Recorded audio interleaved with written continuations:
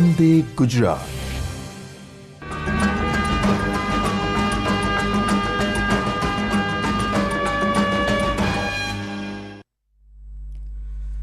નમસ્તે દર્શક મિત્રો, હું છું ધાર્મિક પુરોહિત. સજ્જ સમુદાય સુરક્ષિત ગામ અંતર્ગત ગુજરાત રાજ્ય આપત્તિ વ્યવસ્થાપન સત્તામંડળ તરફથી આપ સૌનું સ્વાગત કરું છું. મિત્રો, આપણે જાણીએ છીએ એમ આપત્તિના ઉપર અલગ અલગ વિષયો સાથે આપણે આ કાર્યક્રમ ફેબ્રુઆરી મહિનાથી કરી રહ્યા છે, જેમાં પ્રથમ સપ્તાહની અંદર આપણે આપત્તિ એ શું છે, આપત્તિ કેટલા પ્રકારની હોય છે, માનવ સર્જિત આપત્તિ કોને કહેવાય, કુદરતી આપત્તિ કોને કહેવાય, અને એ આપત્તિની અંદર આપણે શું કરવું જોઈએ, શું ન કરવું જોઈએ, તે બધું આપણે GSDMAના જ પ્રતિનિધિ દ્વારા આપણે જાણ્યું હતું. બીજા સપ્તાહની અંદર મિત્રો આપણે જાણ્યું હતું કે આગના કેટલા પ્રકાર છે, આગ લાગે ત્યારે શું કરવું જોઈએ, શું ન કરવું જોઈએ, ફાયર એક્સટિંગ્યુશર્સ જે હોય છે એનો ઉપયોગ કેવી રીતે કરાય, એવું ફાયર ડિપાર્ટમેન્ટના માધ્યમથી આપણે એ બીજા સપ્તાહની અંદર જાણ્યું હતું. ત્રીજા સપ્તાહની અંદર ઇન્ડિયન રેડ ક્રોસ સોસાયટી દ્વારા આપત્તિના સમયમાં આરોગ્યની શું વિશેષ આપણે ધ્યાન રાખવું જોઈએ, આરોગ્યનું શું ધ્યાન રાખવું જોઈએ આપત્તિમાં, આપત્તિ પછી, એ દરેક નાની નાની વસ્તુઓ આપણને ઇન્ડિયન રેડ ક્રોસ દ્વારા આપણને માહિતગાર કરવામાં આવ્યા હતા.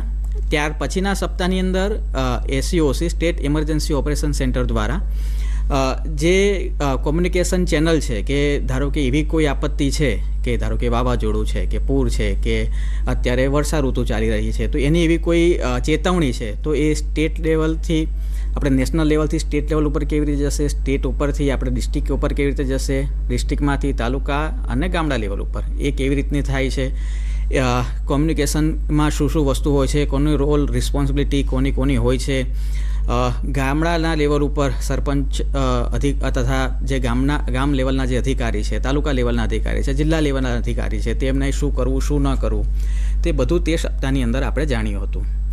ત્યાર પછીના સપ્તાહની અંદર મિત્રો, પાંચમા સપ્તાહની અંદર ડિઝાસ્ટર અને હેમ રેડિયો, કે એવી કોઈ આપત્તિ આવે છે કે જ્યારે કોઈ નેટવર્કની ઉપલબ્ધતા નથી ત્યારે હેમ રેડિયો સ્ટેશન ક્યાં ક્યાં આવેલા છે ગુજરાતની અંદર, સેટેલાઇટ ફોન એ તમારા જિલ્લાની અંદર ક્યાં ક્યાં આવેલા છે, એનો ઉપયોગ કેવી રીતે થતો હોય છે, તે બધું જ GIAR દ્વારા આપણે જાણ્યું હતું. અને એના પછી છઠ્ઠા સપ્તાહની અંદર આપણે જાણ્યું હતું કે ગુજરાત રાજ્ય આપત્તિ વ્યવસ્થાપનની માળખાકીય સુવિધાઓ શું શું છે, જેવી રીતે કે MPCS બનાવેલા છે કે જ્યાં પણ દરિયાઈ કાંઠો છે આપણા ગુજરાતનો, સૌથી મોટો દરિયાઈ કાંઠો આપણા ગુજરાતનો છે, તો ત્યાં MPCS મલ્ટીપર્પઝ સાયક્લોન સેન્ટર બનાવેલા છે કે જ્યારે કોઈ પણ આપત્તિ એવી આવે છે તો એ શેલ્ટરનો આપણે ઉપયોગ કરી શકીએ. તમારા જિલ્લાની અંદર DEOC બનાવ્યું છે, ડિસ્ટ્રિક્ટ ઇમરજન્સી ઓપરેશન સેન્ટર, કે જ્યાં આપત્તિને લગત કામગીરી ત્યાં થતી હોય છે, જે આપણી કલેક્ટર ઓફિસની બાજુમાં હોય છે મુખ્યત્વે. તો એનો શું કાર્ય હોય છે તે બધું આપણે સમજ્યા હતા. એના પછી મિત્રો થોડાક અંતરાલના પછી ફરીથી આપણે આ કાર્યક્રમ ચાલુ કર્યો છે અને આજે 7મા સપ્તાહની અંદર આજે આપણે જાણીશું કે પ્રાથમિક સારવાર અને હીટવેવ, કે પ્રાથમિક સારવાર એ કેમ જરૂરી છે. કંઈ પણ વસ્તુ થાય છે એ ભલે કોઈ મોટી આપત્તિ છે કે નાની આપત્તિ છે, કંઈ પણ વસ્તુ કોઈ પણને ક્યારે પણ ઈજા થાય છે ત્યારે એ પ્રાથમિક સારવાર આપણે કેવી રીતે આપી શકીએ. એક ગોલ્ડન અવર્સ જે એક એનો શબ્દ છે કે જ્યારે પણ કોઈ પણ વ્યક્તિને કંઈ પણ થાય છે ત્યારે સમયનો સદુપયોગ કરીને જો તમને આ પ્રાથમિક સારવાર આપતા આવડતી હશે તો તમે એ વ્યક્તિને ઓછામાં ઓછી ઈજા થાય એવો પ્રયત્ન કરશો. તો એ પ્રાથમિક સારવાર વિશે આપણે સમજીશું. સાથે સાથે જ અત્યારે આપણે જે અનુભવી રહ્યા છે હીટવેવ, તો હીટવેવ એ શું છે, સામાન્ય ભાષામાં આપણે સમજીએ તો હીટ એટલે ગરમ અને વેવ એટલે મોજા, એટલે ગરમીના મોજા જે આપણે અત્યારે અનુભવી રહ્યા છે, તો એની અસરો શું શું થઈ શકે છે. એની અંદર હિસ્ટ્રોક એ ખૂબ જ ગંભીર બીમારી તરીકે ઓળખાય છે. તો એ થાય ત્યારે શું કરવું, આપણને લૂ લાગે છે ત્યારે શું કરવું, શું ન કરવું જો, તો એની પ્રાથમિક આપણને સમજ એ આપણા અહીંયા ઉપસ્થિત છે એવા ડૉક્ટર દીપેશ, જે 108માંથી આપણા ત્યાં ઉપસ્થિત છે, એ આપશે. સાથે જ મારી જોડે ડૉક્ટર દર્શન પટેલ છે કે જે મિત્રો આપણને માનસિક સ્વાસ્થ્ય ઉપર થોડુંક માર્ગદર્શન આપશે કે માનસિક સ્વાસ્થ્ય એ કેમ જરૂરી છે. કોઈ આપત્તિની અંદર આપત્તિ વગર પણ આપણે આપણું માનસિક સ્વાસ્થ્ય કેવી રીતે સારું રાખી શકીએ. ખાસ કરીને મિત્રો આપણે જોઈએ છે કે કોઈ પણ આપત્તિ થાય અને એવું નથી કે આપત્તિ ભોગ બનનારને જ એ માનસિક સ્વાસ્થ્યની અસર થતી હોય છે, એ જોનારને પણ થતી હોય છે. તો મિત્રો એની પણ આપણે એક સામાન્ય માર્ગદર્શન આજે લઈશું. તો હું ડૉક્ટર દીપેશને કહીશ કે આગળની આ જે સેશન છે એની અંદર આપણને પ્રાથમિક સારવાર અને હીટવેવ અંગે માર્ગદર્શન આપે. નમસ્તે અમારા ભાઈઓ, બહેનો અને વડીલો. હું doctor Dipesh Makhijani, green health services GVK EMRI સંસ્થા જે 108 એમ્બ્યુલન્સોનું સંચાલન કરે છે, ત્યાં ઘણા વર્ષોથી એક સિનિયર ક્લિનિકલ ઇન્સ્ટ્રક્ટર તરીકે મારું ફરજ ભજવી રહ્યો છું અને સેવા આપી રહ્યો છું. અને આજે ટૉપિક ઉપર મને આ એક મોકો મળ્યો છે અને આ માધ્યમથી તમને બધાને તમારી સાથે વાત કરવાનો જે મને મોકો મળ્યો છે તેનું મને ખૂબ ખૂબ આનંદ છે. અને આજે આપણે જે શીખવાનું છે એ છે પ્રાથમિક સારવાર. આપણે પ્રાથમિક સારવારમાં બી ખાસ કરીને CPR વિશે ચર્ચા કરીશું. અને જે અત્યારે પડી રહેલી ગ્રીષ્મ અતિશય ગરમી છે, એટલે કે જે હીટ વેવની જે વાત થઈ આગળ સાહેબે કીધું, એનાથી કેવી રીતે બચવું તેની ખૂબ જ અગત્યની વાતો કરવાની છે આજે. એટલે એક નમ્ર વિનંતી છે બધા તમામ જે જોડાયેલા ભાઈઓ બહેનોને કે આ જે સેશન છે એમને ધ્યાનપૂર્વક સાંભળજો અને સમજજો, કેમ કે તમારી સજાગતા જ કોઈનું જીવ બચાવી શકે છે અને તમે તમારા ગામના સાચા રક્ષક છો. અને બસ એ ધ્યાનમાં રાખીને આપણે આ કાર્યક્રમને આગળ વધારીએ. પ્રાથમિક સારવાર વિશે તમને સમજાવવાનું છે કે પહેલાં તો પ્રાથમિક સારવાર એટલે કે શું, અને બીજો એક વાક્ય છે કે પ્રાથમિક મદદગાર અથવા જે શબ્દ છે પ્રાથમિક મદદગાર, એ એટલે કોણ? તો એના માટે મિત્રો આપણે એક કન્સેપ્ટ સમજવાનું છે પહેલાં, કે એક સુવર્ણ કલાક કરીને એક કન્સેપ્ટ છે, જે શરૂઆતનું જે 1 કલાક કહેવાય છે.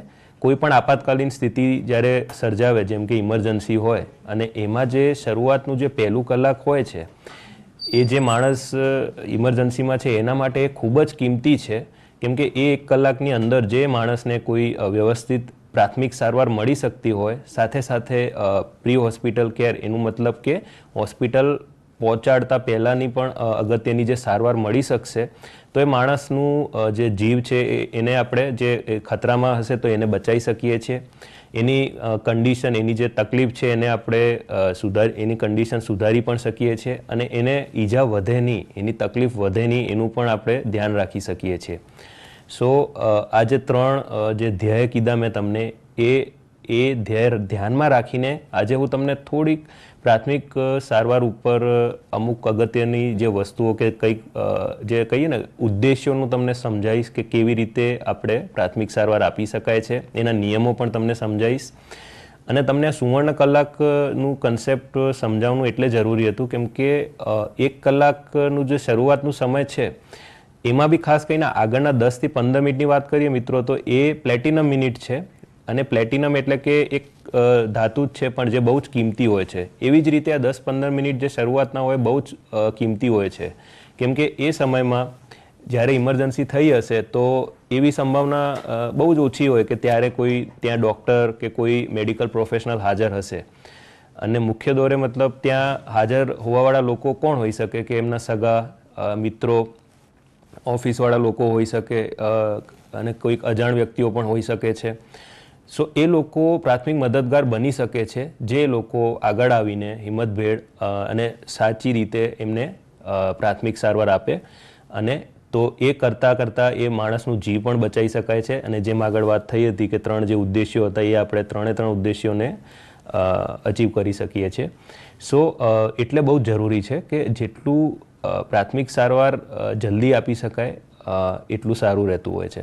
બીજું એક વસ્તુ એ બી છે, પ્રાથમિક મદદગારનું એક કામ એ બી છે કે તમે નેક્સ્ટ લેવલ ઓફ કેર, મતલબ કે જે સારવારની વાત કરીએ, જેમ અહીંયા તમે જોઈ શકો છો ચિત્રમાં કે હોસ્પિટલ પહોંચતા પહેલાંની જે સારવાર આપવાની હોય છે, જેમ જે 108 એમ્બ્યુલન્સ સર્વિસ દ્વારા પૂરી પાડવામાં આવતી હોય છે. એનું મતલબ કે 108 સેવાને એક્ટિવેટ કરવું જરૂરી છે.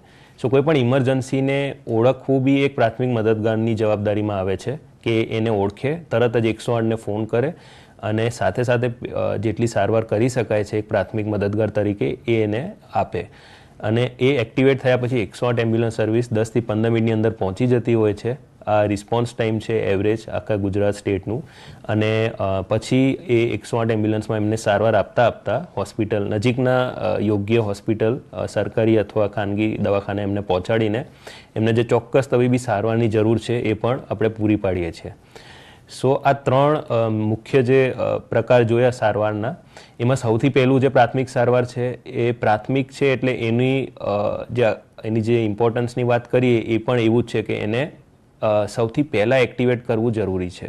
આમાં એક પણ લેવલ ઓફ સારવાર અગર વીક હશે કે નબળી પડશે તો જે આખું જીવન રક્ષણનું આ જે આખું એક સાંકળ બને છે એ નબળી પડી જશે. મિત્રો યાદ રાખજો.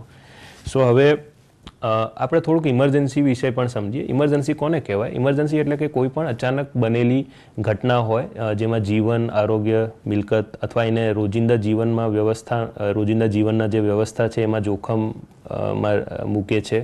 અથવા આપણે જે ખાસ કરીને વાત કરીએ આરોગ્યલક્ષી જ વાત કરીશું આજે. જીવન અને આરોગ્યને જ્યારે ખતરામાં નાખે છે એને આપણે ઇમરજન્સી કહીએ છીએ. સો ઇમરજન્સીના પ્રકાર છે મેડિકલ એક છે જેમાં 108 એમ્બ્યુલન્સ એને પૂરી પાડે છે. પોલીસ અને ફાયરની સેવાઓની પણ જરૂર પડતી હોય છે અમુક ડિઝાસ્ટર્સમાં. સો આ 3 મુખ્ય પ્રકાર છે ઇમરજન્સીઓના. હવે આપણે ઇમરજન્સીઓના મિત્રો નિયમો પણ સમજીશું. નિયમો પહેલાં આપણે જોઈએ કે પ્રાથમિક સારવાર કોને કહેવાય એકચ્યુઅલી, એ છે શું? સો બેસિકલી આ એક સિમ્પલ સાધન કે સામગ્રી વગર આપવામાં આવતી, એટલે કે મેડિકલ સાધન કે સામગ્રી વગર આપવામાં આવતી એક કામચલાઉ સારવાર કહી શકાય છે. અને જે કોઈ પણ માણસ આપી શકે છે. એમાં કોઈ એવું બી નથી કે એની પાસે કોઈ બેકગ્રાઉન્ડ હોવું જોઈએ, મતલબ કોઈ ભણતરની જરૂર છે. કોઈ પણ આપી શકે છે. ખાલી એની ટ્રેનિંગ ખૂબ જ અગત્યની છે. અને એના વિશે પણ થોડીક વાર પછી આપણે ચર્ચા કરીશું કે એ ટ્રેનિંગ કેવી રીતે તમને એ મળી શકે છે. ધ્યેય આપણે જોયા હતા, આગળ મેં વાત કરેલી જ છે કે જીવન બચાવવાનું જે છે એ સૌથી પ્રાથમિક આપણું ધ્યેય હોવું જોઈએ. અને બીજું છે કે એની કન્ડિશન બગડે નહીં, એને ઈજા વધે નહીં એનું પણ ધ્યાન રાખવું જોઈએ. અને એની કન્ડિશનમાં જે સુધારો લાવી શકતા હોઈએ તો એના પ્રયત્નો પણ કરવા જોઈએ. આ ફર્સ્ટ એડ કિટની પણ મારે ચર્ચા કરવી છે કે પ્રાથમિક સારવાર આપવા માટે અમુક સિમ્પલ વસ્તુઓ જે છે, જે એક કિટ એટલે કે એક બોક્સ જેવું તમે બનાવી શકો છો. અને એ જરૂરી છે કે એવું એક ફર્સ્ટ એડ કિટ ઘરમાં હોવું જોઈએ. પ્લસ તમે જે પણ જગ્યા કામ કરતા હશો એ જગ્યા પણ હોવું જોઈએ, ઓફિસીસમાં હોવું જોઈએ, ફેક્ટરી હોય કે જે પણ હોય, જે ટાઈપનું પણ કામ હોય, પણ ત્યાં ફર્સ્ટ એડ કિટ હોવું જ જોઈએ કે જેનાથી જ્યારે ઇમરજન્સી થાય તો અચાનક આવેલી જે મુશ્કેલીને આપણે સામે જે સારવાર આપવાની જરૂર પડે તો આ વસ્તુઓ તમને ખૂબ જ કામ લાગતી હોય છે. સો કેવી વસ્તુઓ છે મિત્રો, ખાલી ચિત્રમાં જોઈ શકો છો કે અમુક ગ્લવ્સ છે, માસ્ક છે, પાટાઓ છે, બેન્ડેજીસ છે, તમને પેડ બી હોઈ શકે, એટલે કે એ કોટનના જ હોય છે બેસિકલી. એનાથી તમે ડ્રેસિંગને લોહીને બંધ કરી શકો છો. બીજી અમુક જંતુરહિત દવાઓ પણ મૂકી શકો છો, ટ્યુબ ને ઓઇન્ટમેન્ટ કે ક્રીમ હોય છે, કાતર, બરાબર. એવી સિમ્પલ વસ્તુઓ જ છે જે આપણે એનું એક ઉદાહરણ પણ જોઈશું કે કેવી રીતે આટલી સિમ્પલ વસ્તુઓથી પણ આપણે બહુ જ સારી સારવાર કરી શકીએ છીએ ઇમરજન્સી વખતે. સો પ્રાથમિક સારવારના નિયમોની પણ વાત કરીશું આપણે મિત્રો. એમાં સૌથી અગત્યનું પહેલું જે નિયમ છે એ છે કે ઘટના સ્થળની સલામતી. ઘટના સ્થળ એટલે કે જ્યાં ઇમરજન્સી ઉત્પન્ન થતી હોય છે. હવે એ જગ્યા સેફ એટલે કે સુરક્ષિત ના પણ હોઈ શકે, ખાસ કરીને એક પ્રાથમિક મદદગાર માટે. સો એનું ધ્યાન રાખવું જરૂરી છે. અને એમાં જે મને સૌથી જે સરળ એક ઉદાહરણ આપું તો એ છે એક્સિડન્ટ કેસ, એટલે કે અકસ્માત, રોડ અકસ્માતના. કેમ કે એમાં જે જોખમ, જે માણસ તકલીફમાં હશે એ કદાચ રોડની વચ્ચોવચ્ચ હોઈ શકે છે, ત્યાં ટ્રાફિક હોઈ શકે છે, વાહનોની અવર જવર ચાલુ હશે. અને પ્લસ આપણે જોયું હશે કે એવી જગ્યા લોકો પણ ભેગા થઈ જતા હોય છે, ટોળા આવી શકે છે ભેગા થઈને. એટલે આ બધી વસ્તુઓ ખતરનાક બની જશે. એ જે પરિસ્થિતિને વધારે બગાડી શકે છે. કેમ કે તમે બી સમજી શકો છો મિત્રો કે અમારે એમની ચર્ચા નથી કરવી, પણ આવા આપણે ન્યૂઝપેપરને છાપામાં વાંચતા હોઈએ છીએ કે આવી વસ્તુઓ થતી હોય છે, અકસ્માત થઈ જાય અને એમાં પણ એકને બદલે વધારે લોકો એના ભોગમાં લેવાઈ જાય છે, કેમ કે આપણે ખાલી આટલું ધ્યાન નહીં રાખી શક્યા હોઈએ કે ઘટના સ્થળમાં જ્યારે સલામત ના હોય ત્યાં ના જવાય. તો આના ઉપર હું એટલે થોડુંક વધારે ધ્યાન દોરવા માંગુ છું તમારું કે એ ચેક કરજો. પછી તમે તમારી સેફટી માટે એટલે કે તમને ચેપ ના લાગે અને કે પેશન્ટને પણ ચેપ ના લાગે એના માટે છે ને એક BSI એટલે કે એનું સરળ ભાષામાં કહું તો ગ્લવ્સ અને માસ્કની વાત ચાલે છે મિત્રો. અને ગ્લવ્સ અને માસ્ક તમારી જોડે ના હોય હું સમજી શકું છું કે આ તો ડૉક્ટર્સ ને એવા નર્સિંગ કે એવા પ્રોફેશનલ્સ મે બી રાખતા હશે કે ફર્સ્ટ એડ કિટમાં હશે, તો તમે કામચલાઉ વસ્તુઓ વાપરી શકો છો. માસ્કની બદલે તમે રૂમાલ પણ વાપરી શકો છો. ગ્લવ્સની જગ્યાએ તમે કોઈ પણ એક ક્લીન પ્લાસ્ટિકનું કોઈ પોલિથીન હોય એ પણ વાપરી શકો છો. બસ મુખ્ય એ છે કે તમને રક્ષણ રાખવાનું છે અને પરવાનગી બહુ જ જરૂરી છે. તમે કોઈને મદદ કરવા જાઓ છો, તમારી ઈચ્છા છે પણ સામેવાળાની પણ ઈચ્છાને આપણે ધ્યાન રાખવાનું છે, ખાસ કરીને જ્યારે એ પોતે ભાનમાં હોય દર્દી અને એ તમને પરવાનગી આપી શકે છે. ગુપ્તતા જાળવવી ખૂબ જ જરૂરી છે. આપણે રિસ્પેક્ટ ધ્યાનમાં રાખવાનું છે કે એમની કોઈ સંવેદનશીલ ઇન્ફોર્મેશન કે કોઈ વસ્તુઓ જાણવા મળે તો એ બીજા સામે આપણે એની ચર્ચા ના કરવી જોઈએ અને એને ગુપ્તતા જાળવવાની છે. અકસ્માત સ્થળમાં જલ્દી પહોંચવું જોઈએ ઓફકોર્સ, પણ સાથે સાથે જેમ વાત કરી સલામતી ચેક કરીને જવાનું, શાંત રહીને કામ રહીને પદ્ધતિસર આગળ વધવાનું છે. અને અહીંયા ક્રમનું પણ બહુ જ મહત્ત્વ છે મિત્રો. પ્રાથમિક સારવાર આપવામાં જ્યારે આપણે સૌથી પહેલાં શરૂઆત કરીએ પેશન્ટની તપાસ કેવી રીતે કરાય, તો તમે પહેલાં તો એ જ જાણવું જોઈએ કે માણસ જે તકલીફમાં છે એ તમારી જોડે વાત કરી શકશે, મતલબ કે ભાનમાં છે કે નહીં. અને જે એ વાત કરે છે તો બહુ જ સારી વસ્તુ છે કે ભાનમાં છે, પણ અગર એ તમને લાગે છે કે બેભાન જેવું છે, ક્યાંક પડેલું દેખાય છે, તો નજીક જાઓ અને તમે છે એમને જગાડવાનું કોશિશ કરજો મિત્રો, જોરથી બોલાવીને અને એના ખભા ઉપર થપથપાઈને. અગર એ જવાબ આપી શકે છે તો મતલબ એવું છે કે પરિસ્થિતિ ગંભીર તો હશે, કેમ કે એ એમને તો પડેલું ના હોય મિત્રો, પણ એ જવાબ આપે છે એટલે કે તમે એને જગાડ્યું એટલે કે બેભાન નથી. પણ અગર એ જવાબ નથી આપતું તો એ માણસ બેભાન છે. અને મિત્રો હવે ઇમરજન્સીમાં એક સૌથી ગંભીર ઇમરજન્સી જે છે એ છે કે હૃદય બંધ થઈ ગયું હોય, એને કાર્ડિયાક અરેસ્ટ કહેવાય. સો એવા પેશન્ટ જે તમને ક્યાંક આવું પેશન્ટ સામે આવે તો તમને એને ઓળખવું હોય તો એ તમે કેવી રીતે ઓળખશો કે સૌથી પહેલાં તો એ માણસ તમને બેભાન મળશે, જે અત્યારે ચર્ચા કરી. પછી એ માણસમાં હૃદયના ધબકારા મળશે નહીં અને શ્વાસ બંધ હશે. તો આપણે હૃદયના ધબકારા ચેક કરવાની જરૂર નથી. તમારા માટે ખાલી શ્વાસ ચેક કરશો તો બી ચાલશે. એને શ્વાસ ચેક કરવો એટલે કે એ શ્વાસ લઈ રહ્યું છે, એના માટે છાતી ઉપર જોવાનું છે, છાતી ઉપર નીચે થાય છે કે નહીં, 10 સેકન્ડ માટે જોવાનું. અને અગર એ ઉપર નીચે નથી થતી મતલબ શ્વાસ બંધ છે, અને તરત જ એ કન્ડિશનમાં એક એવી ક્રિયા કરવાની હોય છે કે જેને CPR કહેવાય છે, એટલે કે કાર્ડિયોપલ્મોનરી રિસસિટેશન. અને સરળ ભાષામાં એમને સમજાવું તો એક કૃત્રિમ રીતે જે આપણે હૃદયનું જે કામ છે ને એને ચાલુ રાખવાનું છે. અને એનું મતલબ કે એમને છાતી ઉપર દબાણ આપવાના છે મિત્રો. અને એ વસ્તુ થોડીક એવી છે કે ખાલી બોલવાથી ના આવડે, એને તમારે પ્રેક્ટિસની જરૂર પડે. અને એટલે હું એક શોર્ટ ડેમો પણ બતાવીશ થોડીક વાર પછી કે કેવી રીતે CPR આપવાનું હોય છે. પણ એટલું યાદ રાખજો કે અગર કોઈ માણસ જેને કાર્ડિયાક અરેસ્ટ થયું હશે, હૃદય બંધ હશે, તો એમનું જીવ એક પ્રાથમિક મદદગાર જ બચાવી શકે છે. કેમ કે જે શરૂઆતના મેં વાત કરી હતી 10 મિનિટ પ્લેટિનમ મિનિટ છે, એ એમને એમ વાત નથી થઈ મિત્રો. એ આવી ઇમરજન્સીઓ માટે જ ખાસ જરૂરી છે. કેમ કે અહીંયા બ્લડ મળવાનું, શરીરમાં પહોંચવાનું જે બંધ થઈ જાય છે, હૃદય બંધ થઈ જાય એટલે, અને મગજ જે છે એ બ્લડ વગર અથવા કે ઓક્સિજન વગર જીવતું ના રહી શકે વધારે સમય સુધી. અને એવું કહેવામાં આવતું હોય કે સાયન્સ એટલે કે સાયન્ટિફિક એક ફેક્ટ છે કે 4 મિનિટની અંદર ઓક્સિજન વગર બ્રેન ડેમેજ ચાલુ થઈ જાય અને 10 મિનિટમાં પૂરું મગજ ડેડ થઈ જતું હોય છે. ને પછી એ માણસને બચાવવાના જે બી પ્રયત્નો કરી શકાય પણ એ બધા વ્યર્થ જતા હોય છે. અને એટલે જ આ શરૂઆતમાં જ આ ઓળખવું જરૂરી છે કાર્ડિયાક અરેસ્ટ, અને તરત જ CPR આપવું બહુ જ જરૂરી છે. જે કોઈ માણસનું જીવ બચાવવું હોય, સાચી રીતે જે એમનું જીવ બચાવીએ એની વાત કરું છું. તો એટલે આપણે એનું એક ડેમો જોઈશું પછી. અને બીજું ગંભીર હોય છે કે રક્તસ્રાવ. એ બી એક ગંભીર પરિસ્થિતિ છે કે જેને બહુ જ ખૂબ જ વધારે લોહી નીકળતું હોય, ઇમરજન્સી એટલે કે ઈજાવાળી ઇમરજન્સીમાં આવું થતું હોય છે. એમાં તમને એ રક્તસ્રાવને બંધ કરવું ખૂબ જ જરૂરી છે મિત્રો. અને એનું બી એક શોર્ટ ડેમો આગળ જોઈશું આપણે. અને 108ને કોલ કરવાનું ભૂલવાનું નથી. જેમ તમને લાગે કે આ ઇમરજન્સી છે, જેટલું જલ્દી બને એટલું 108ને કોલ કરજો.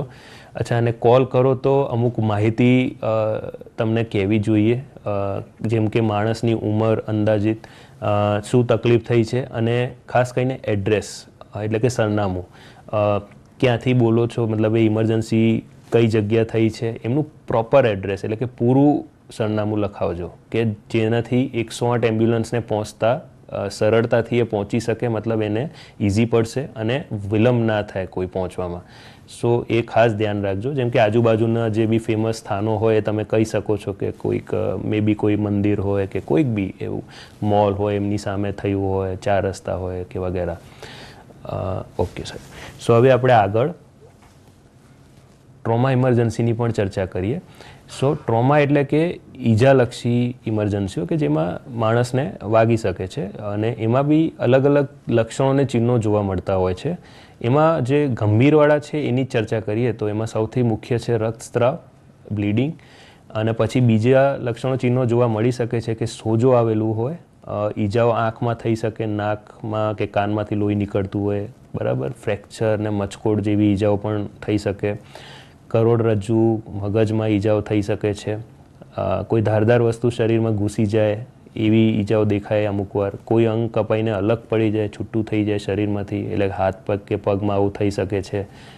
એ બી એક ગંભીર ઈજા છે. બળવું એટલે કે દાજી જાય ને બર્ન્સ, એવા ઈજાઓ પણ જોવા મળી શકે છે. આપણી બધી ઈજાઓની ચર્ચા નહીં કરી શકીએ મિત્રો અત્યારે સમયના પાબંદીના લીધે, પણ આપણી પાસે જે મુખ્ય છે જે બ્લીડિંગ, એની જરૂર ચર્ચા કરીશું કે એને કેવી રીતે બંધ કરી શકાય. સો બ્લીડિંગ, લોહી નીકળતું હોય માણસને, એમાં 2 પ્રકારના હોઈ શકે. એક છે એક્સટર્નલ બાહરી રક્તસ્રાવ, એક છે ઇન્ટરનલ એટલે આંતરિક ઇન્ટરનલ. હવે બાહરી રક્તસ્રાવને આપણે રોકી શકીએ છીએ, એ આપણા હાથમાં છે. સો એમાં પણ તમને પ્રકાર જોવાથી ખબર પડી જશે કે સૌથી જે ગંભીરવાળું છે એમાં તમને દેખાશે કે લોહી વધારે નીકળતું હશે અને ફુવારાઓ જેવા ઉછળતા હશે. એને આર્ટેરિયલ બ્લીડિંગ કહેવાય મિત્રો. અને એ લોહીને બંધ કરવું ખૂબ જ જરૂરી છે. એમાં બહુ જ ઝડપી લોહી નીકળતું જશે અને માણસનો જીવ જોખમમાં આવી જશે. સો એટલે જે 10 મિનિટવાળી વાત થઈ હતી, પાછો તમે જોઈ શકો છો કે અહીંયા એક એવી જ ઇમરજન્સી છે કે એમાં તમારી જ સજાગતા અને તમારી જાગૃતતા જ માણસનો જીવ બચાવી શકશે. તો તમે એમાં શું કરશો? સો તમે એના ઉપર એક ચોખ્ખું કપડું લઈને એના એ જગ્યા પર ઉપર ડાયરેક્ટ દબાણ આપશો, એટલે કે દબાઈ રાખવાનું છે, સિમ્પલ પ્રેશર આપવાનું છે. અને ક્યાર સુધી રાખશો? હવે જ્યાર સુધી લોહી બંધ નહીં થતું, અને ઓછામાં ઓછું 5 મિનિટ દબાઈ કદાચ રાખવું પડશે, વધારે સમય બી રાખવું પડી શકે છે. અને સાથે સાથે તમે એ હાથ કે પગને હૃદયના લેવલથી થોડુંક ઊંચું પણ લઈ જઈ શકો છો. એટલે સરળ ભાષામાં થોડુંક હાથ કે પગ ઊંચું કરવાનું છે. અને એ ખાલી ધ્યાન રાખજો કે એમને ત્યાં મચકોડ કે ફ્રેક્ચર જેવું હોય તો ઊંચું ના કરતા. અને એના છતાંય જે લોહી બંધ ના થાય તો એક હજી એક ટેકનિક છે આગળ, જેને આપણે કહીએ છીએ ટુર્નિકેટ. અને એમાં સિમ્પલ ભાષામાં એ કહીએ તો એક એ ટાઈટ પાટો જ છે, પણ એ બાંધવાનું એક તમને આ ચિત્રમાં બતાવીશું મિત્રો કે કેવી રીતે બાંધી શકાય. કે તમે માનો કે એને હાથમાં વાગ્યું હોય તો એનાથી 2 આંગળી ઉપર એક પાટા જેવું લેજો. પાટો ના હોય તમારી જોડે તો તમે કોઈ દુપટ્ટો કે એવી કોઈ બી વસ્તુ વાપરી શકો છો, રૂમાલ પણ ચાલશે. થોડુંક લાંબુ રૂમાલ રાખજો પણ. અને એમને 2 આંગળી જેટલું એટલીસ્ટ પહોળાઈ હોય એ રીતે એમને તમે લપેટી લો અને એમને ટાઈટ એક ગાંઠ મારી દો. અને એના ઉપર એક બીજો લાકડી જેવી કોઈ પણ વસ્તુ હોય, પેન પણ ચાલશે, પેન મૂકી દો અને ઉપર તમે ફરીથી બીજી ગાંઠ એના ઉપર મારીને એને ગોળ ગોળ વાળવાનું છે, રોટેટ કહેવાય એટલે. અને ત્યાર સુધી ગોળ વાળજો, એને રોટેટ કરજો કે જ્યાર સુધી લોહી બંધ નહીં થઈ જતું. કેમ કે આ રોટેટ કરવાથી ત્યાં એક ચુસ્ત ટાઈટ પાટો બની રહ્યો છે કે જેનાથી જે લોહી છે, અંદરનું જે લોહીનું જે રક્તસ્રાવ છે એ બંધ થઈ જશે. અને આ એક સરળ ટેકનિક છે, પણ હું હજી કહીશ કે આ ચિત્ર જોઈને કે તમને ખાલી મારે સાંભળવાથી તમને ખબર પડી જશે એ થોડુંક અઘરું છે મિત્રો. પ્રેક્ટિસ કરવાની જરૂર છે. એટલે હું વારંવાર કહીશ કે ટ્રેનિંગની જરૂર છે અને ટ્રેનિંગ લેવું જોઈએ આ વિશે. પછી બીજી બી વસ્તુઓ છે કે રક્તસ્રાવ જે હાથ પગમાં હોય તો તમે આ ટાઈટ પાટો તો બાંધી શકો છો, પણ બધી જગ્યાના રક્તસ્રાવમાં તમે આવું નહીં કરી શકશો. કે નાકમાં કોઈને લોહી નીકળતું હોય, હવે હું નસકોરી ફૂટી એની વાત કરું છું, ગરમીમાં એવા કિસ્સાઓ થતા હોય છે વધારે. સો એમાં એક સરળ વસ્તુ છે કે તમને પહેલાં તો શું ના કરવું એની વાત કરીએ તો જોરથી નાક સાફ નથી કરવાનું, એ ખાસ કહેવાનું. કોઈ ઉપર ઠંડુ પાણી કે એવું રેડવાથી કોઈ ફાયદો નહીં થતું, એ બી ના કરાય. લોહી ગળવાનું નથી એવું કહી શકાય. બીજું કે એ પેશન્ટને વધારે હલનચલન કરવાની કોઈ જરૂર નથી. અચ્છા, એમાં શું કરી શકાય? નાકના રક્તસ્રાવ માટે પેશન્ટને ખાલી કહેવાનું છે કે થોડુંક આરામદાયક સ્થિતિમાં બેસે, થોડુંક આગળની બાજુ નમી જાય અને એને છે નાકના પોચા ભાગને 2 આંગળી વડે જોરથી દબાઈ રાખવાનું છે અને મોઢેથી શ્વાસ લેવાનું કહેવાનું છે એને. અને આ 5 થી 10 મિનિટ સુધી દબાઈને તમે જોઈ શકો કે બ્લીડિંગ બંધ થાય છે કે નહીં. અને જે બ્લીડિંગ એના પછી બી ના થતું હોય તો બી આ એક ઇમરજન્સી પરિસ્થિતિ સમજીને તમે 108ને કોલ જરૂર કરજો મિત્રો, તો આગળ એને આરોગ્યમાં એનું પ્રોપર સારવાર થઈ શકે આરોગ્યના કેન્દ્રમાં. અને અમુક એક જનરલ વસ્તુઓ બી તમને કહેવા માગું છું જે દરેક કોઈ બી ઈજામાં લાગુ પડે છે, કે જે બી જગ્યા વાગ્યું હોય એનું હલનચલન ના થાય ને એનું ખૂબ જ ધ્યાન રાખવું જોઈએ મિત્રો. હલનચલન થશે તો ઈજા વધશે. એટલે એક સિમ્પલ વસ્તુ છે, સરળ વસ્તુ કે એ ના કરતા. એનું મતલબ એ બી થઈ ગયું કે હવે માનો કે પેશન્ટને વાગ્યું છે અને એમને ખસેડવાની જરૂર હોય ને, તો પહેલાં તો એવું જ નિયમ છે કે ખસેડવું જોઈએ જ નહીં, સિવાય કે એ જગ્યા સલામત ના હોય દર્દી માટે તો જ આપણે એમને ખસેડવું જોઈએ. તો એના માટે બી અમુક જે કહીએ ને પ્રોપર ટેકનિક્સ આવતી હોય છે કે કેવી રીતે તમે એને સાવચેતી રાખીને કે એમની ઈજા વધે નહીં એ રીતે તમે એને મતલબ ત્યાંથી ખસેડી શકો છો. એ બધું બી ટ્રેનિંગમાં, પ્રાથમિક સારવારની ટ્રેનિંગમાં ઇન્ક્લુડ થતું હોય છે, એટલે કે એમને આપણે એનું શીખવાડતા હોઈએ છીએ. સો મિત્રો, હવે આપણે એક બીજી ઇમરજન્સીની પણ વાત કરીએ કે ઈજાઓની, કે ફ્રેક્ચર અને મચકોડ. ફ્રેક્ચર અને મચકોડમાં જેમ આપણે વાત કરી ને કે વધેની ઈજા, એના માટે આપણે એને હલનચલન અટકાવવાનું છે. એને મેડિકલ ભાષામાં એવું કહેતા હોઈએ કે આપણે એને એક સ્પ્લિન્ટ કહેતા હોઈએ.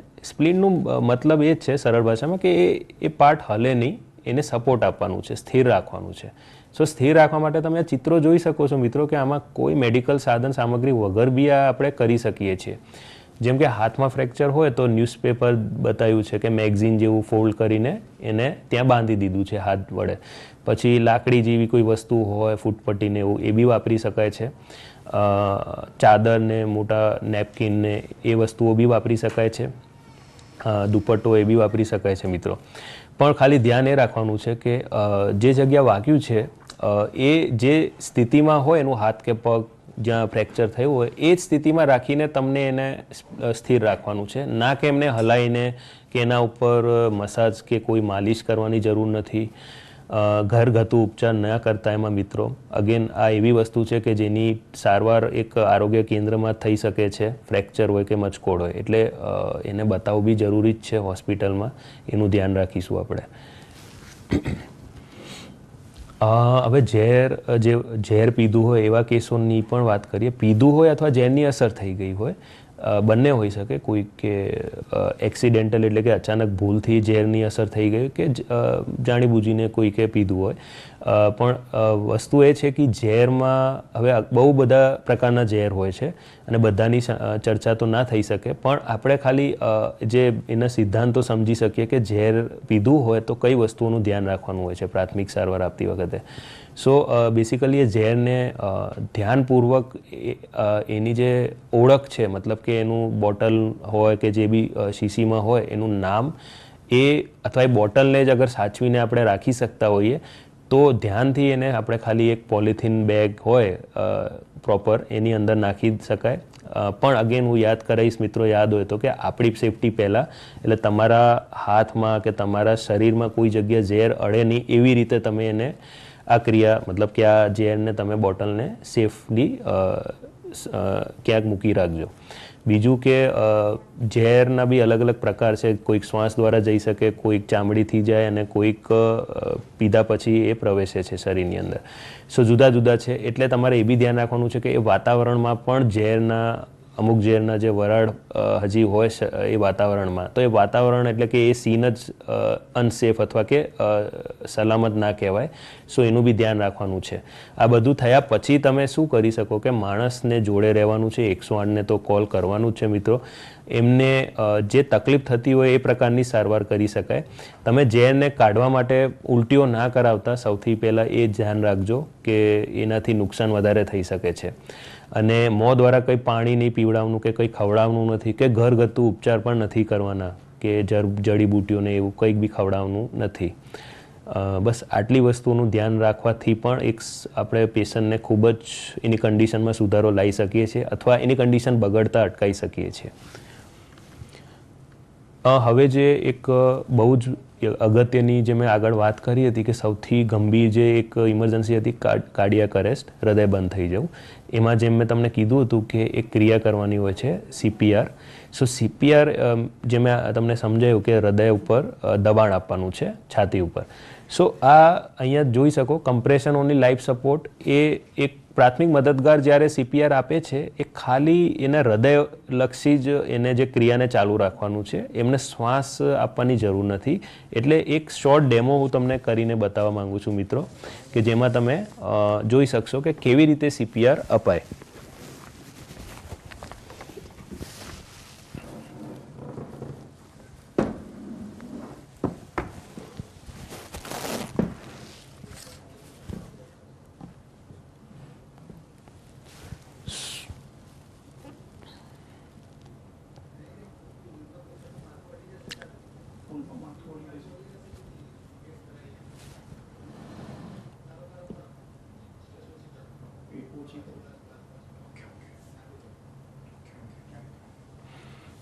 સો મિત્રો, માનો કે એક માણસ તમે જુઓ છો જેને તમને લાગે છે કે બેભાન હશે, તો યાદ હોય તો આપણે ઘટના સ્થળ સલામત છે જોઈને આગળ આવીશું. ગ્લવ્સ અને માસ્ક હોય તો પહેરી લેશું અથવા એ કામચલાઉ વસ્તુઓ પહેરી લેશું.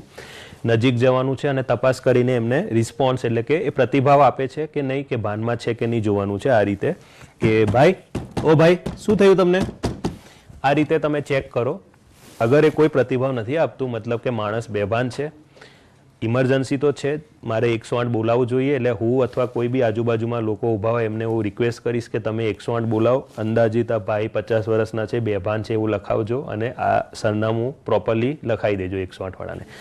હવે તમને આ પેશન્ટ ઉપર CPR આપવાનું થયું છે, યાદ રાખજો. પણ એની પહેલાં આપણે જોવાનું છે કે એનું હૃદય ચાલુ છે કે બંધ છે. સો એના માટે તમને એના છાતી તરફ નજર દોરવીને જોવાનું છે કે છાતી ઉપર નીચે થાય છે કે નહીં. અને એ 10 સેકન્ડની અંદર તમને તપાસી લેવાનું છે.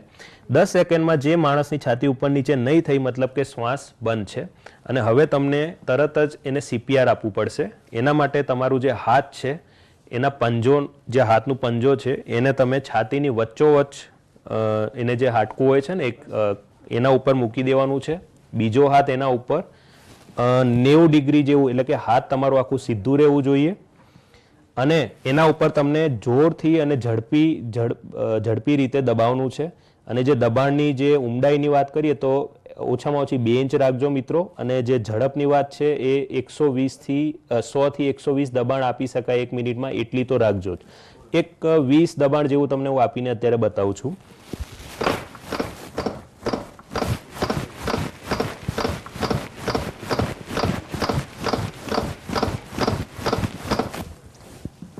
સો મિત્રો, અત્યારે મેં તમને ખાલી એક સિમ્પલ એક્ઝામ્પલ બતાવ્યું છે કે જ્યાં CPR મતલબ કેવી રીતે આપશો. પણ આ તમને જ્યારે અગર કોઈ રોજિંદા જિંદગીમાં તમને આવું કોઈ પેશન્ટ જોવા મળે છે કે જેને CPRની જરૂર છે, સો હું યાદ કરાવીશ કે એ વસ્તુ તમે અહીંયા જોઈ છે એનાથી તમને આવડી ગયું એવું નથી. તમને આ વસ્તુની પ્રેક્ટિસની ખૂબ જ જરૂરિયાત છે. એટલે ટ્રેનિંગ કરવું પણ જરૂરી છે. એના ઉપર હું ફરીથી થોડું ભાર મૂકીશ. હવે આપણે CPRથી આગળ હવે વધવા માંગીશું થોડું. સો હવે એક બીજો ટોપિક છે જેની ખાસ ચર્ચા કરીએ આપણે.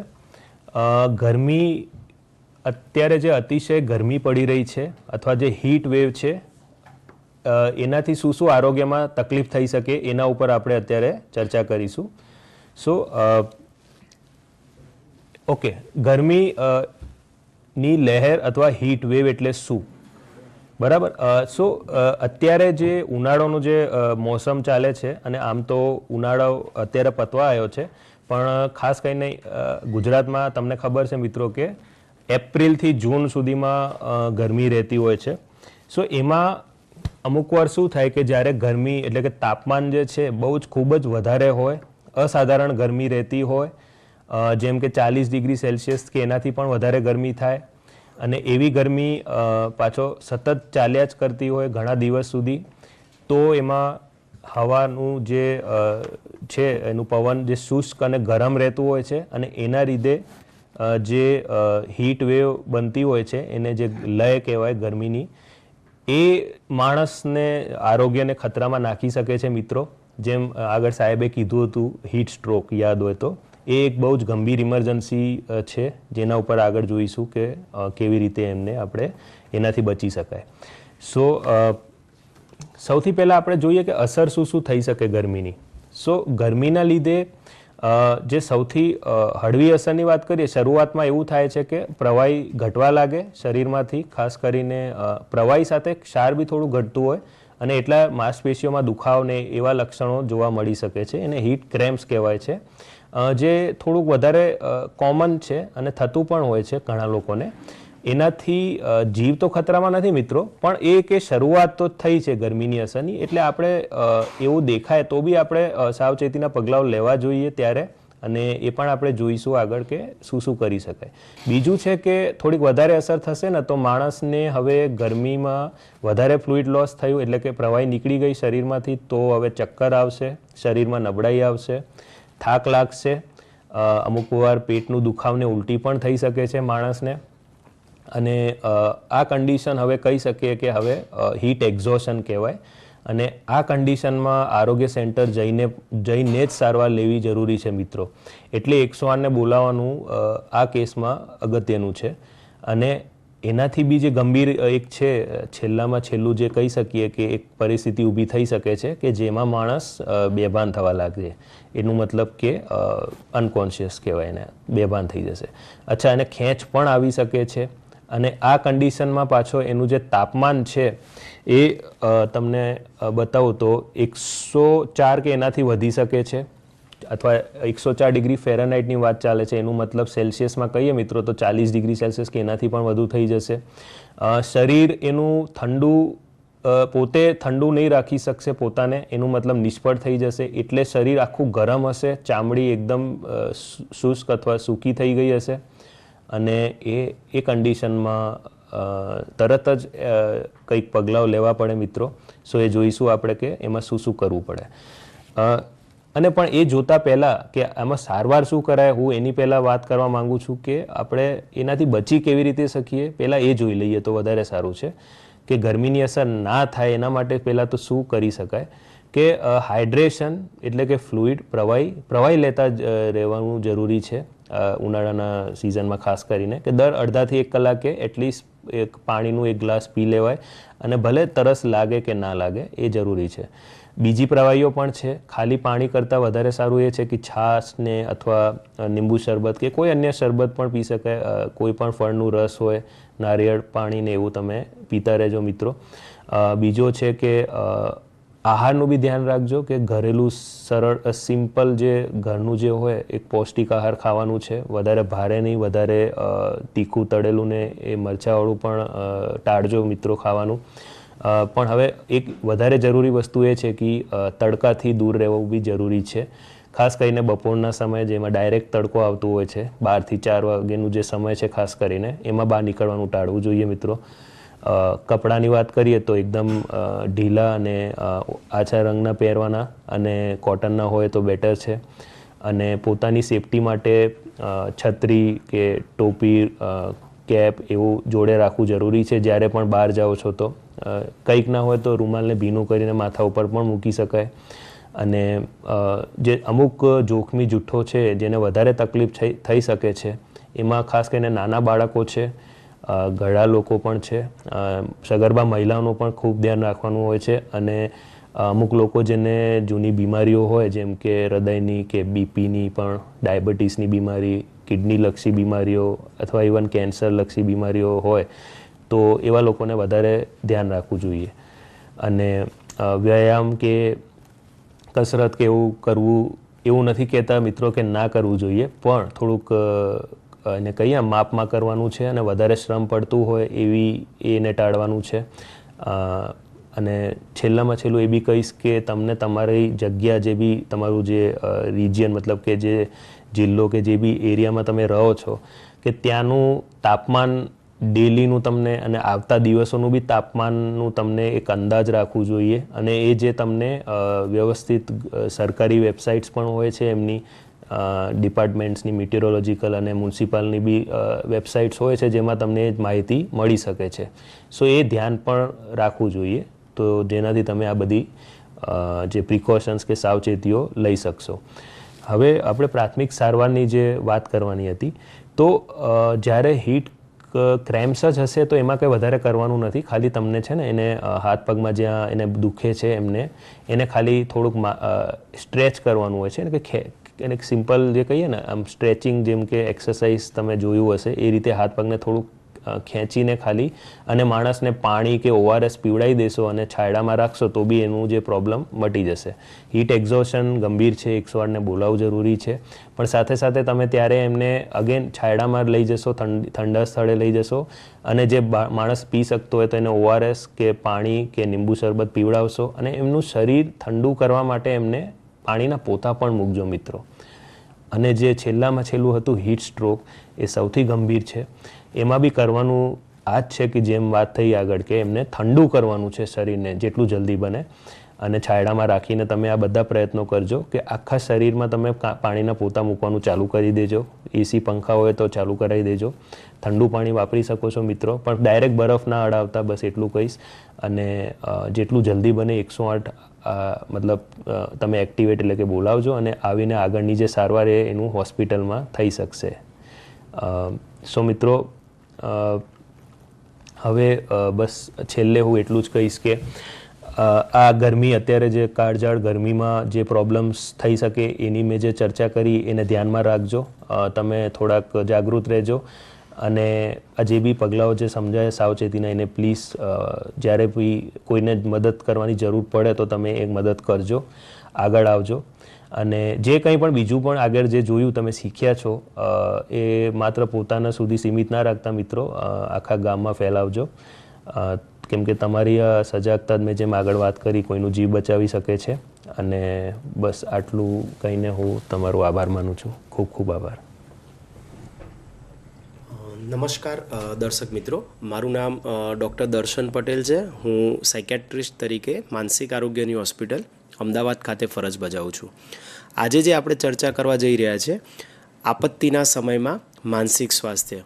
જેમ તમે જાણ્યું કે અલગ અલગ પ્રકારની આપત્તિ હોઈ શકે, કુદરતી આપત્તિ, માનવસર્જિત આપત્તિ હોઈ શકે, કે જેમાં ભૌતિક, શારીરિક વ્યક્તિનો લોસ થઈ શકે, આર્થિક ભૌતિક નુકસાન થઈ શકે, પણ ઘણીવાર ઊંડાણપૂર્વક સાયકોલોજીકલ ઇફેક્ટ થઈ શકે, માનસિક સ્વાસ્થ્ય ઉપર પણ અસર થઈ શકે.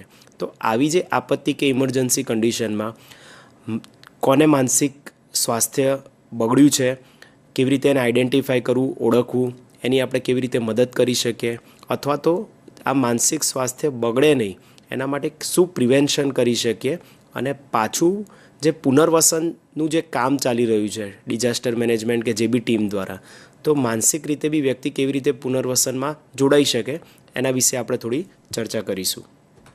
રાઈટ. સો મેં જેમ વાત કરી કે અદૃશ્ય ઘા, ભૌતિક કે આર્થિક જે નુકસાન થયું હોય, અથવા તો કોઈ પર્સનલ લોસ થયો હોય, કોઈનું ડેથ થયું હોય, તો એક દેખાતો ઘા છે. પણ ઘણીવાર જે લોકોએ આ આપત્તિ ફેસ કરી છે, આપત્તિ જોઈ છે, એ લોકોને એક ઊંડાણપૂર્વક સાયકોલોજીકલ અસર જોવા મળતી હોય, માનસિક આઘાત જોવા મળતો હોય. રાઈટ. સો કેવા કેવા પ્રકારની માનસિક અસરો થઈ શકે?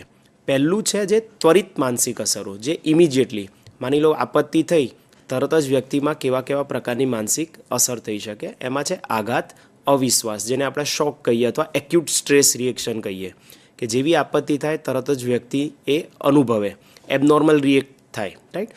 એમાં બે પ્રકાર હોય.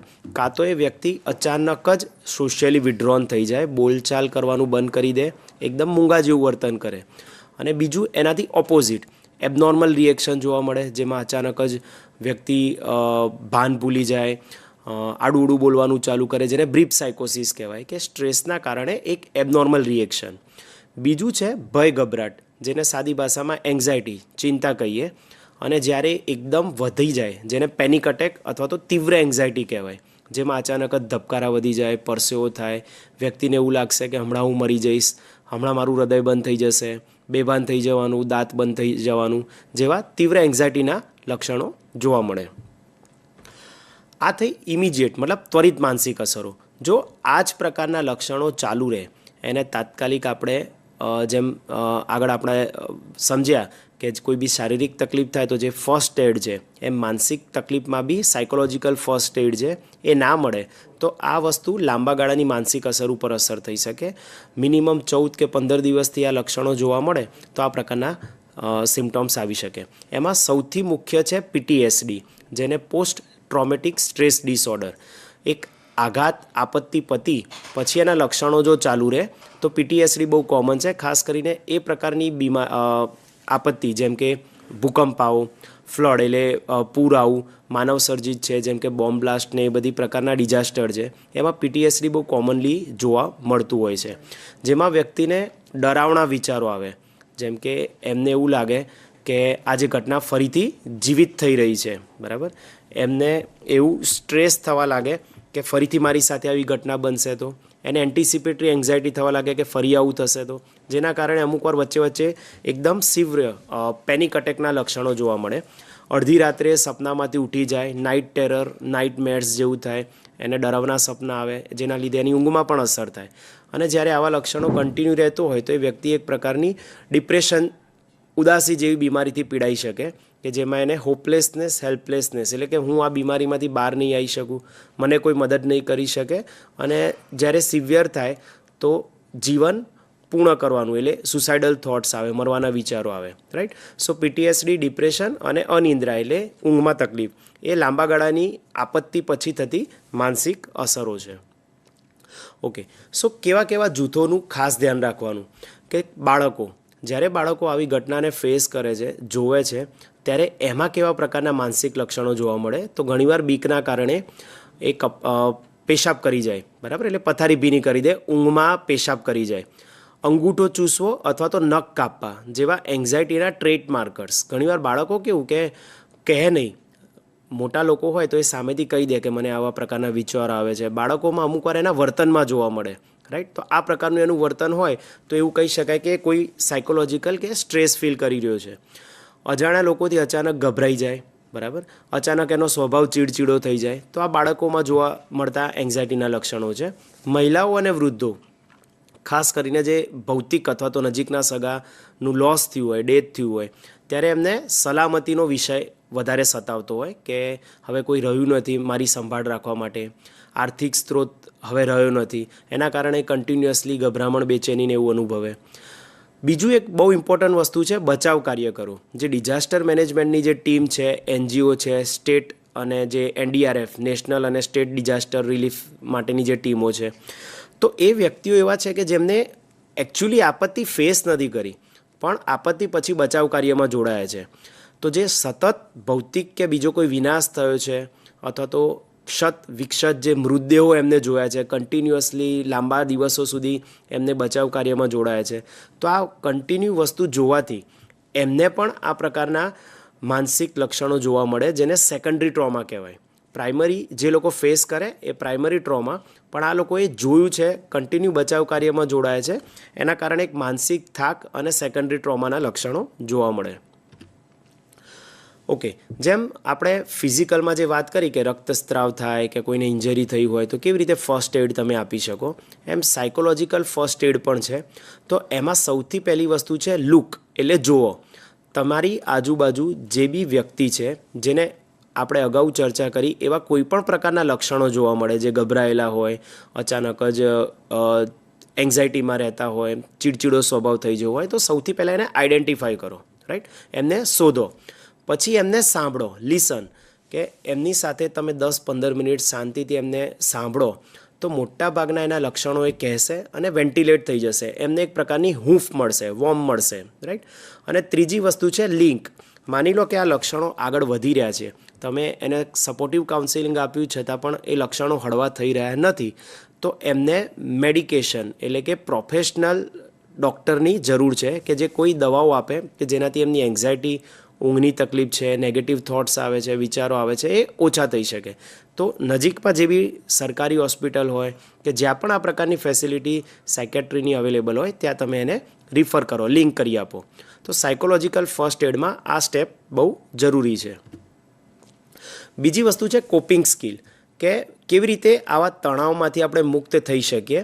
કોપિંગ સ્કિલ કેવી રીતે ડેવલપ કરી શકાય, એના માટે જે તમે જાણો જ છો કે wellness promotion activity, healthy lifestyle સાદી ભાષામાં આપણે કહીએ તો સૌથી પહેલું છે સેલ્ફ રિલેક્સેશન, કે તમે નોર્મલી 5-10 મિનિટ ઊંડા શ્વાસ લેશો, પ્રાણાયામ કે યોગા કરશો તો તમારું મન શાંત રહેશે અને તમને એનર્જેટિક ફીલ થશે, જે કોમનલી આપણે કોઈ પણ જગ્યાએ કરી શકીએ, રાઈટ?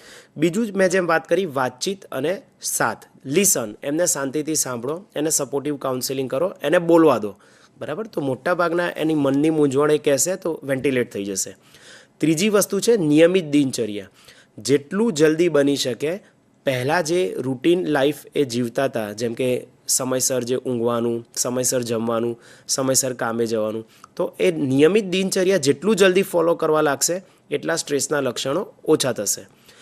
સૌથી અગત્યનું છે અફવાઓથી દૂર રહો.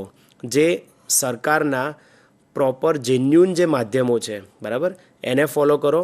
અનનેસેસરી જે સોશિયલ મીડિયા છે કે બીજા જે ન્યૂઝ ચેનલ છે કે જેમાં અફવાઓ આવતી હોય એનાથી દૂર રહો. કારણ કે જે કન્ટિન્યુઅસલી તમે નેગેટિવ ન્યૂઝ સાંભળ્યા કરશો તો તમારી ચિંતા છે, એન્ઝાયટી એ વધ્યા કરશે, બરાબર?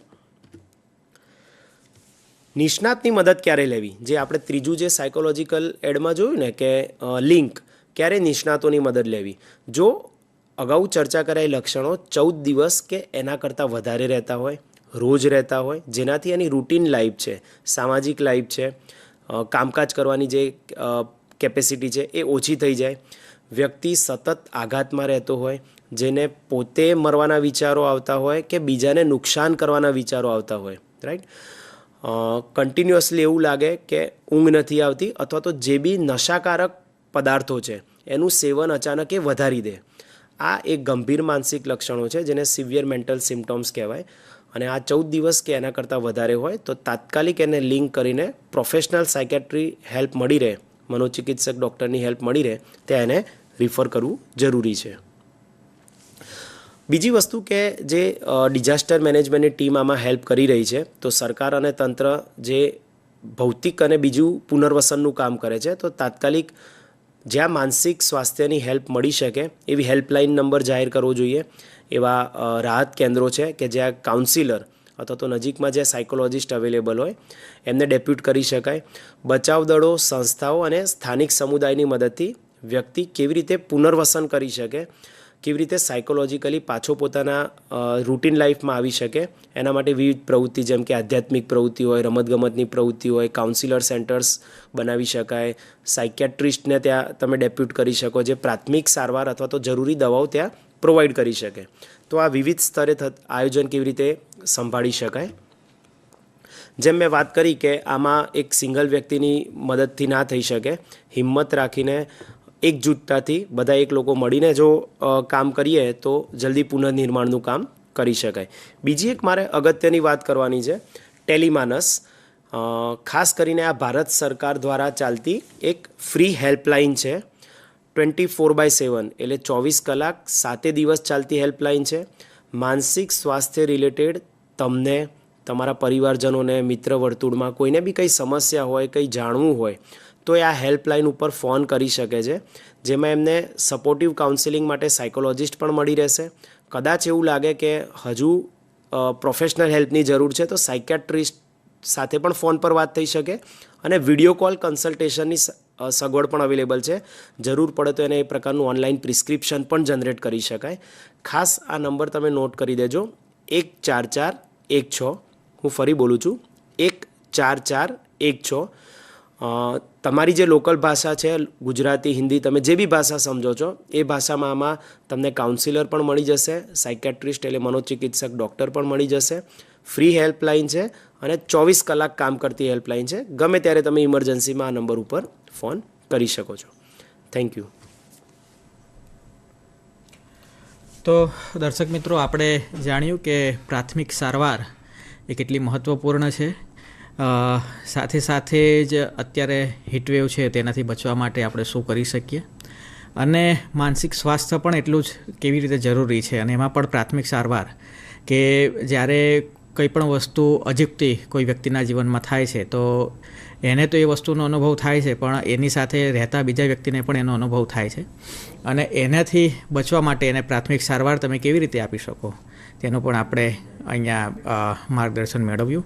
મિત્રો, બીજી એક ચર્ચા આપણે આગળ કરીશું કે 108, જેમ ડૉક્ટર સાહેબે જણાવ્યું કે 108ને તમે જ્યારે ફોન કરો છો, કોઈ પણ વ્યક્તિને કંઈ પણ જ્યારે થાય છે ને તમે 108 એમ્બ્યુલન્સને બોલાવવા માટે ફોન કરો છો, ત્યારે મિત્રો એક વસ્તુ એ ધ્યાનમાં રાખવાની છે કે તમે 108ને જ્યારે ફોન કરો છો ત્યારે તમારું લોકેશન તો એ લોકોને મળી જ જાય છે, પણ એ લોકોની એમ્બ્યુલન્સને આવવામાં સરળતા રહે એના માટે કોઈ એક ફેમસ જે લોકેશન હોય ત્યાં કોઈ, જેવી રીતે જણાવ્યું, કોઈ મંદિર છે, મોલ છે કે એવી કોઈ બિલ્ડિંગ છે કે જે બધા લોકો ઓળખે છે, તો એ પ્રમાણે જો તમે એમને જણાવશો તો એમ્બ્યુલન્સને આવવામાં સરળતા રહેશે અને જાનમાનની જે વ્યક્તિને થયું છે એને તમે ઓછી કરવામાં એ મદદરૂપ થશો.